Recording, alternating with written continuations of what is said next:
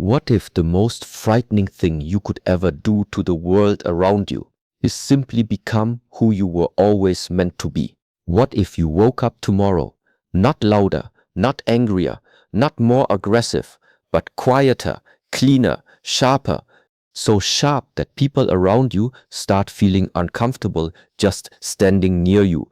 What if discipline, real, raw, bone-deep discipline, is not about the gym, not about waking up at 5 a.m., not about cold showers, but about something far more terrifying than all of that? What if it is about mastering yourself so completely that you no longer need anyone's approval, anyone's validation, anyone's permission to move forward? Right now, somewhere in the world, there is a person who decided, quietly, privately, with zero announcement, that they were done being ordinary. No post, no story, no caption. They just decided.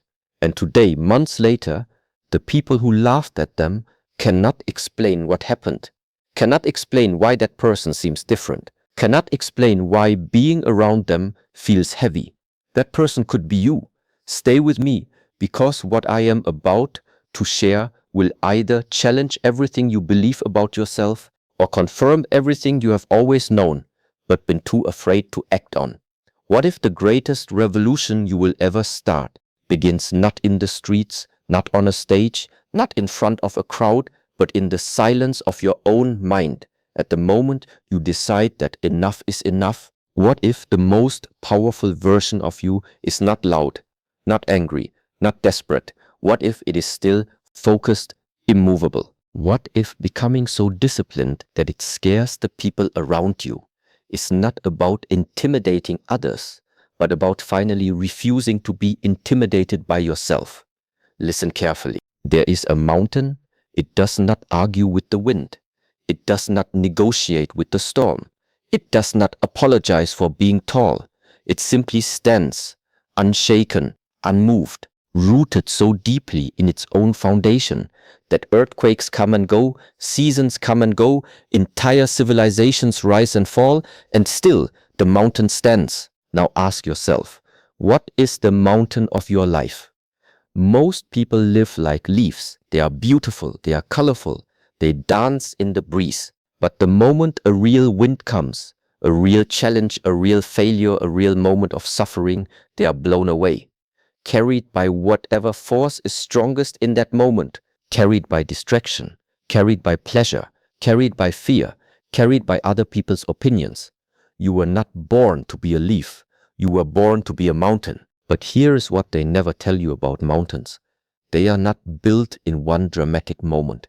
Nobody wakes up one day and finds a mountain where there was none the day before. A mountain is built slowly, grain by grain, layer by layer, through pressure, through time, through a process that is invisible to the naked eye, but absolutely unstoppable in its direction. That is what discipline is. Discipline is not the dramatic moment. It is not the one workout, the one decision, the one powerful speech you give yourself in the mirror at midnight. Discipline is the 10,000 quiet moments when nobody is watching, when nobody is clapping, when nobody even knows what you are doing and you do it anyway. This is where most people fail. Not because they are weak, not because they are untalented, not because life is unfair. They fail because they only show up when it feels good. They only push when they are motivated. They only stay consistent when consistency is comfortable. But motivation is a visitor. It knocks on your door sometimes. It brings excitement, energy, fire, and then it leaves. It always leaves. It never stays. Discipline is not a visitor. Discipline is a resident. It lives inside you. It does not depend on how you feel in the morning. It does not depend on whether the world recognized your effort yesterday. It does not depend on applause, approval, or acknowledgement from anyone. Discipline says, I move because moving is what I do. Now, I want you to think about the word fear, because the title of this conversation is about becoming so disciplined that it scares them. But let us be very precise about what that fear is. When a person sees someone who is truly, deeply, unshakably disciplined, They do not feel fear the way they feel it from a dangerous animal. They feel something far more uncomfortable than that. They feel confronted, they feel exposed, they see in that disciplined person a mirror. And in that mirror, they see everything they chose not to be. They see the workouts they skipped. They see the books they did not read. They see the promises they made to themselves and broke. They see the mornings they wasted, the opportunities they ignored, the version of themselves they abandoned because it was too hard, too uncomfortable, too demanding. Your discipline does not scare them because you are threatening them. Your discipline scares them because you are reminding them. And there is nothing more uncomfortable for a sleeping person than to be reminded that they are asleep. You do not have to say a single word. You do not have to announce your journey, post your progress, or explain your process. Your existence becomes the announcement. Your presence becomes the message.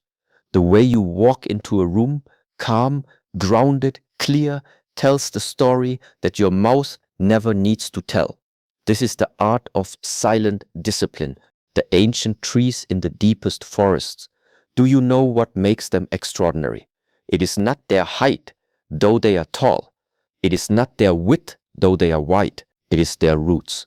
Underground, invisible, going deeper than any storm could reach.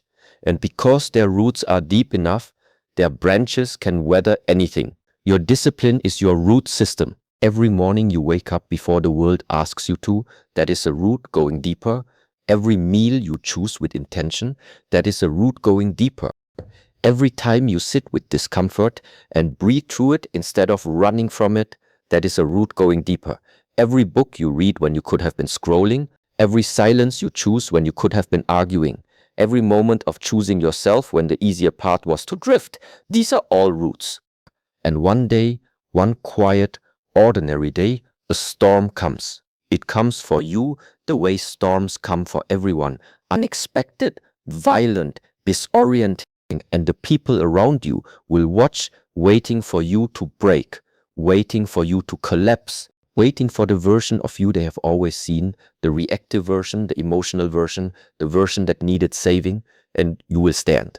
Not because you are perfect, not because you feel no pain, but because your roots are so deep that even the strongest wind cannot find your center. That is when they will look at you differently. That is when the fear begins. Not fear of you as a person, but fear of the standard you represent. Fear of the possibility you embody. Fear of the question you force them to ask themselves. If they can do it, what is my excuse? And that question, my friend, is one of the most frightening questions a human being can face. Now, let us talk about what discipline actually requires, because too many people have a fantasy version of it. Discipline requires clarity. You cannot be disciplined about nothing. You cannot be consistent without direction. You must know clearly, deeply, honestly what you are building and why you are building it. Not what sounds impressive, not what others expect. What you know in your most honest private moments is the truest expression of who you were made to be. When that clarity is found, and it takes stillness to find it, it takes silence, it takes the courage to sit with yourself without distraction. When that clarity is found, discipline becomes less of a battle and more of a calling. You are not forcing yourself to move anymore. You are simply answering something that was always calling your name. Discipline requires courage, real courage, not the courage of battlefields, the courage of ordinary mornings, the courage of choosing the difficult thing when the easy thing is right there, smiling at you, promising comfort. That courage, exercised every single day in small moments, becomes the foundation of a life that others cannot explain and cannot duplicate. Discipline requires acceptance of pain, not masochism, not suffering for its own sake, but the honest acceptance that growth and comfort cannot coexist in the same house. If you want comfort, you will get it at the price of your potential. If you want your potential, you will sometimes lose your comfort. That is not a punishment. That is simply the nature of transformation. The caterpillar does not become a butterfly by staying comfortable inside the cocoon. The cocoon is pressure. The cocoon is darkness. A cocoon is the place where everything the caterpillar was must dissolve completely, terrifyingly, before something new can emerge. And what emerges is unrecognizable to what went in. You may be in your cocoon right now. It may feel like dissolution, like failure, like you are losing who you were, like nothing is working, like the process is too long, too dark, too silent. Stay, because what is happening to you right now, inside this pressure, inside this darkness, is the most important thing that has ever happened to you. You are not falling apart. You are being rebuilt. And what emerges from this process will be something the world has not seen before, the full, disciplined, rooted, grounded version of you. And that version of you will walk differently, will speak differently, will breathe differently, not with arrogance, never with arrogance, because true strength has no need for arrogance, but with a quiet, unshakable certainty that comes from knowing yourself completely, from having faced yourself completely, from having chosen yourself completely every single day, even when it was hard, even when nobody saw it, even when you got no credit for it. Now, one more thing, and this is important. Discipline is not cruelty to yourself. Discipline is loyalty to yourself. There is a difference, and that difference matters enormously. Cruelty punishes. Cruelty pushes you past your human limits and then hates you for breaking. Cruelty has no compassion for the fact that you are a human being walking a human path with human limitations. But loyalty says, I see you, I see that you are tired, I see that today was hard, I see that you wanted to quit, and I am choosing you anyway, not because you are perfect today, but because I know who you are becoming, and that person deserves my commitment. Discipline, at its highest form, is loyalty to the version of you that has not yet arrived, but is absolutely on its way. Be loyal to that version. Wake up for that version. Train for that version. Eat for that version. Read for that version. Sit in silence for that version. Say no to the things that dishonor that version. Say yes only to the things that serve that version. And one day, not in a dramatic moment, not in an announced arrival, but quietly, simply, naturally, you will realize that you have become that version, and the people around you will feel it before they can name it. They will sense something different in the way you carry yourself, something steady, something clean, something that does not need them, not because you are cold, but because you are complete, and that completeness, that will be the most beautiful and terrifying thing they have ever witnessed. Become so disciplined it scares them, not to frighten others, but to free yourself. Free yourself from dependence on circumstance. Free yourself from slavery to emotion. Free yourself from the prison of other people's expectations.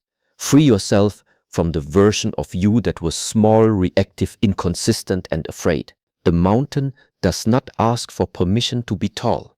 Neither should you. Everything shared in these words comes down to one single ancient truth.